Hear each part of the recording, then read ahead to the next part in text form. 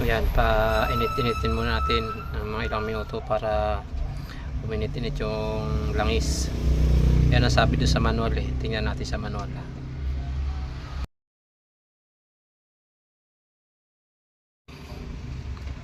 Ayan. To change the oil, ayan, start the engine, warm it up for several times, minutes, and turn it off.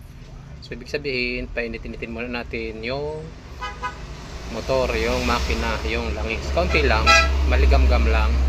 Ayan. Gumamit tayo nito. Linisin para kitang-kita natin kung mayroong dumi yung loob ng makina natin na ano, kung halimbawa ay malaglag, makikita natin kagad. Ating kailangan malinis yan. Yan, binili ko yan sa Shopee. Andyan ang link, nasa description. Yan kayo bumili. Goods yan. Para halimbawa kung may malaglag man na guma, ang galing sa oil filter, nakikita mo kaagad yan. May itim dyan na masasala. Ayan, yung ano na yan, yung box na yan. Maganda rin yan, matagal na yan sa akin. Stainless. Sa Shopee ko din yan binili. Andyan ang ano niyan, ang link niyan nasa description din. Diyan kayo makakabili. Kahit maulanan, okay lang yan. Hindi yan kakalawangin. Magbili kayo. Diyan nasa link, nasa description.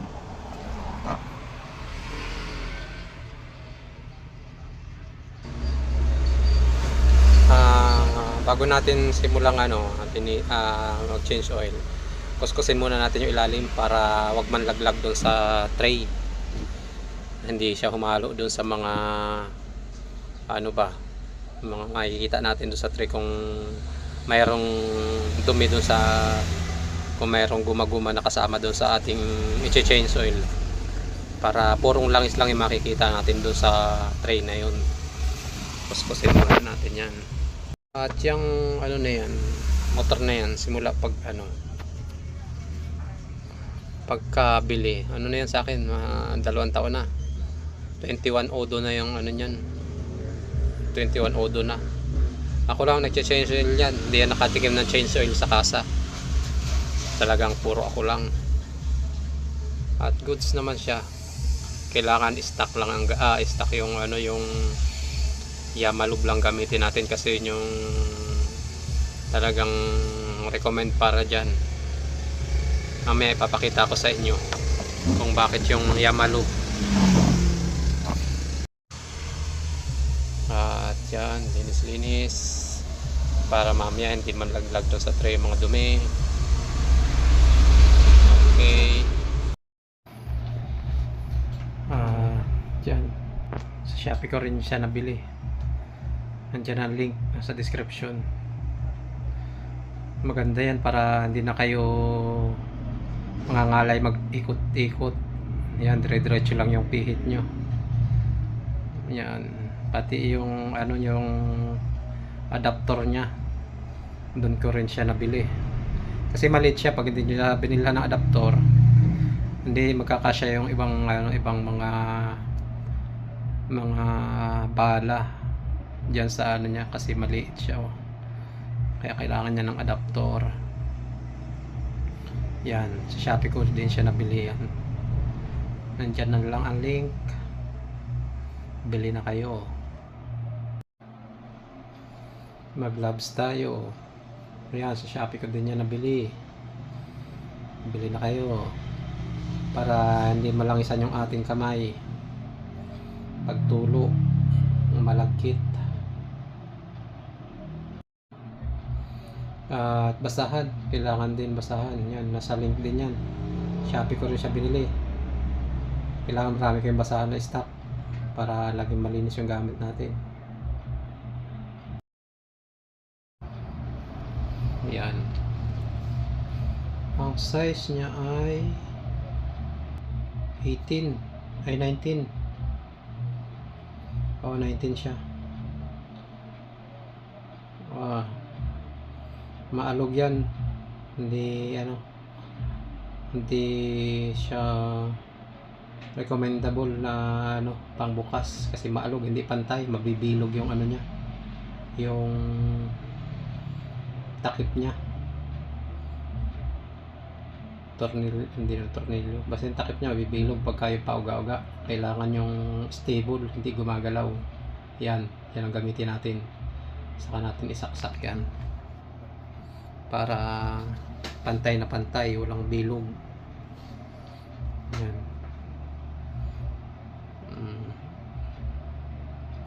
Yan. Hindi ko muna basta kasi tinatansya ko muna kung saan yung paluag, pahigpit. Ang pahigpit niyan, pakanan. So ikutin nyo, alin nyo, parang hinihigpitan. Pahigpit, pakanan. Paluag, pakaliwa. Yun. Para hindi malustrid, hindi siya maputol. Kaya ginaganon-ganon ko muna. Kunyari may pinipihit akong tornilyo. Kasi lahat ng hinihigpitan, pakanan yung higpit niya. Yan pala yung sakto ng ano niya.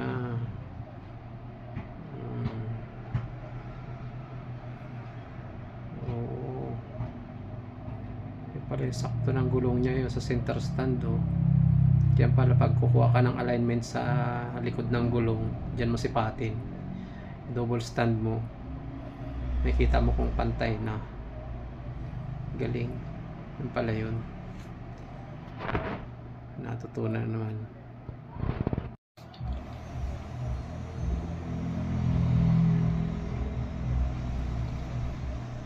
Ayan o, panungkit ko. Shopee ko din siya nabili. 4 yan. Maganda yan, pandukot-dukot ng mga maliliit na bagay. Alisin muna natin yung guma para hindi siya lumaki. Kasi ang gagamit, lilinisin natin siya ng carburetor cleaner. para tuyong-tuyo siya. Tanggal yung mga langis-langis niya, dumi-dumi. Yan. I-sprayhan natin yan. Yan, sa DIY ko naman nabili yan. Ganda siya. Pag lininis mo siya ng carburetor talagang tanggal yung mga latik-latik nung mga nanigas na dumi. Talagang goods na goods siya gamitin. Madumi yan may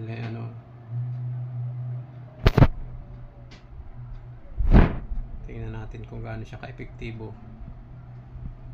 Hindi talagang talsik yung dumi biglang puti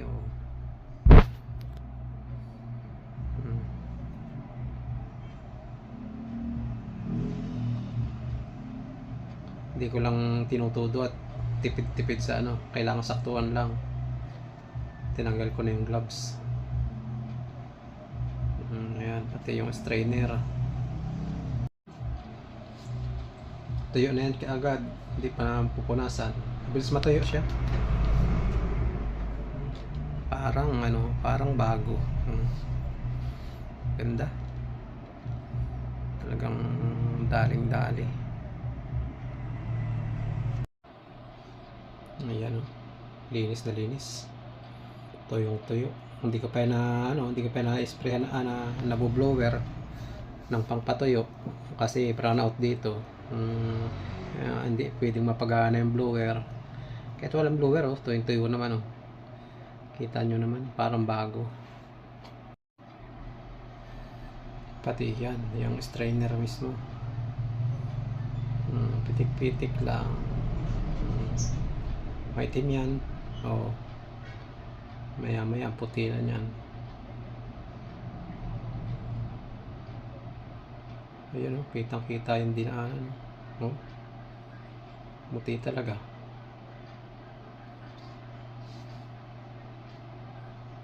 Nawala yung mga mancha niya na matagal nang nakadikit dun. Siya kada 3,000 kilometro ko siya pinapalitan ng langis. Sa na siya 21 odo na 21,000. Ang style kasi doon hindi ko na sinama yung di ba pag bagong kuha Hindi ko na isinama yung 500, di ba? Bibiripin mo 500 tapos 1,000, 1,500. Hindi ko na isinama yun. Basta nagsimula akong 5,000, 0. Oo. 3,000. Nagsimula na ako mismo sa 3,000. 369 para hindi ako nalilito. Na 369, 12, 15, 18, 21, o di ba 21. Hindi ka na magbabase doon, hindi mo na ililista kung kailan ka nakatapos ng 3,000 kilometro. Laging saktuhan. Magsimula ka sa 3, 6, 9 gano'n. Linis na, puti na siya. Tipid pa yung spray niyan. So halimbawa kayo ay merong nalilito dun sa kung halimbawa na nililisan nyo pa, wag na, set nyo uli yan sa 369, kaya na bahala dumiskarte. Yan, balik na natin para malagyan ng langis. Hindi siya papalitan ng hindi siya papalitan ng oil filter kasi ngayon lang siya nangyari na hindi ko pinalitan ng oil filter. Kasi siya, nagpalit ako na chinon up ko siya dati.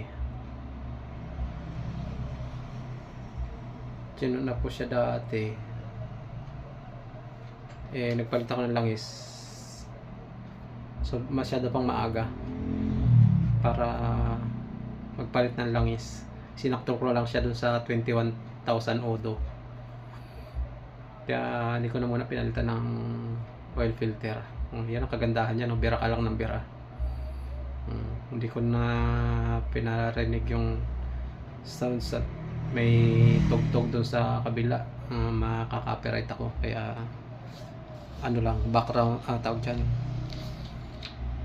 yung voice over lang. Ito naman, maganda tong tools na to kung magpapalit kayo ng oil filter. Yan nabili ko sa Shopee. Nandyan din ang link niya, nasa description. Doon kayo bumili. Manipis yung niya, manipis yung labi niya. Kasi pag makapal, hindi yan dyan magkakasya Ayan manipis siya. 8 saktong-sakto, walang kaalog-alog. Ayan ganda. Di pati kinakalawang. Kinis. Tagal sa akin yan, taon na yan sa akin. Di kinakalawang, linis, ang kinis, matigas. Manipis pa yung labi niya.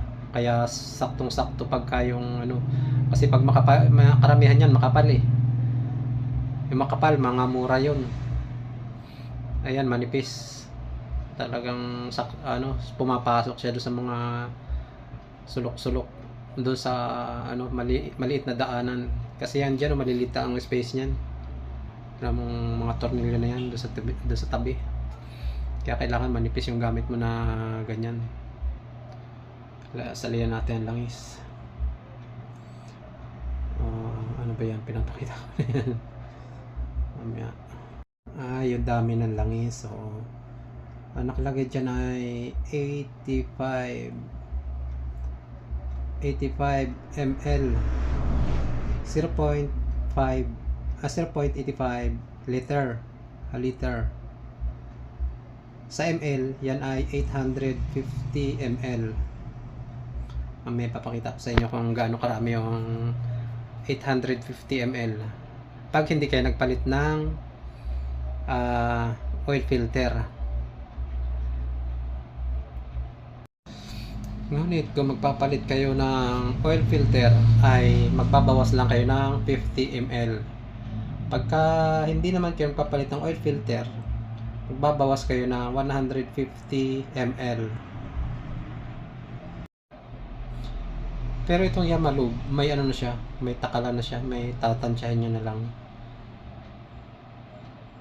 Ayan, siya 2468 ang niya ang takal niya ang tawag dyan, yung guide niya. 200 ml, 400 ml, 600 ml. Bawasan natin ng 150 ml. Yan. may sukat-sukat yan dyan eh. Ginatlaan ko yan kasi nabubura na. Yan, 50 ml lang yan ang bawas na yan eh. Pero doon sa lalagyan ng nung langis, may magkaiba sila. Ayan. Dito na lang tayo magtansya. So, lalagyan mo ito ng Yamalub. Yan, 800 yan. Tapos yung nasa taas niyan, 1,000 na yun. Ibig sabihin, yan kalahat, yan 1/4 na yan. Yan ang 100. Yan ang 50 ml niya. Kaya na lang magtansya. Yan o. Basta ang dapat yung itira, 850 ml. May sukatan yan dyan. Dyan nyo na lang tansyahin. Kasi yung yung laman ng langis dyan sa Yamalub na yan, minsan kulang, hindi pa nga puno yung 1,000 ml. Kaya hindi na ako nagbabase doon sa Santa Calan. Diyan ko na lang ngayon ibabase sa may lalagyan niya mismo. May number naman yan dyan. Diskartehan nyo na lang. Ayan, nabawasan na natin. Sakto na yan, 850 na lang yung laman yan. Isali na. Isali na.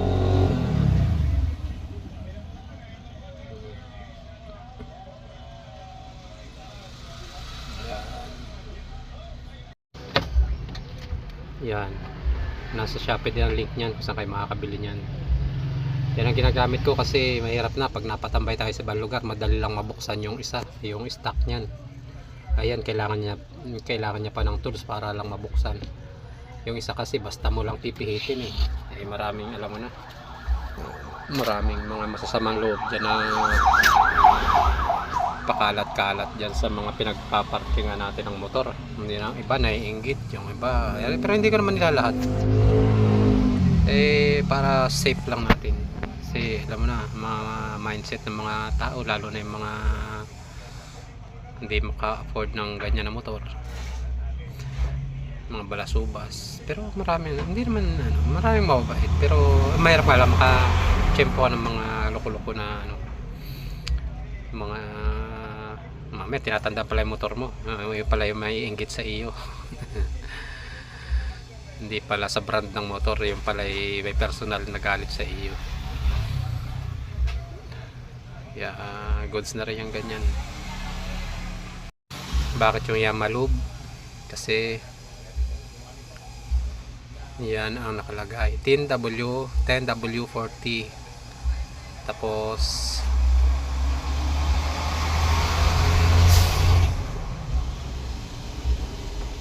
ano nakalagay dyan? Malabo. Just APS-G or higher. Hindi ako makapag voice over kasi may nagpapatugtog kanina doon sa hindi ako makaano kanina, hindi ko makapag live ng pagsasalita ko doon. APS-G or higher nakalagay dyan. Ibig sabihin APS-G pataas, 10W40, tapos APS-G Jaso. Tapos yung nasa niya, nasa galon, nasa lalagyan, APSL yun. So ibig sabihin doon tayo magano sa G, APS-G, HIJKL. So 5, mas mataas siya ng 5 dun sa G. APS-G, APSL. Ayan o, APSL yung nakalagay dyan. Ibig sabihin mataas siya dun sa G ng 5. Sabi doon sa manual, kahit tumaas kahit mas mataas. So L pang 5 siya, yung G mas mababa sa L. Ito, nyo, A, B, C, D, F, G, H, I, J, K, L. Di ba? Kaya yun. Yan ang recommend, yan ang nararapat para dyan. Pero nasa inyo na rin kung anong gusto nyo langis yung gamitin. Pero yan lang talaga yung maire-recommend ng mga technician. Kaya yung iba mga hindi hindi naman sumusunod sa manual eh. Ewan ko pa sa mga yun. Ganun. Hindi ko na pala napakita yung ano dyan, dashboard. Pero goods na siya mga idol. Hindi lang ako makapag-wheel ng pag-vlog dito. Maingay kasi. Wag niyo lang skip yung ads para makapagpagawa ako ng garahe. Makapag-tutorial ako ng maayos doon sa ano. May lote kasi ako doon. Hindi ko pa napalagyan ng kubo. Kaya hindi ko pa madayo. Hindi pa ako makapag-vlog ng maayos doon. Mas okay doon. Mas tahimik. Kaya wag niyo lang skip yung mga ads. So, yun lang.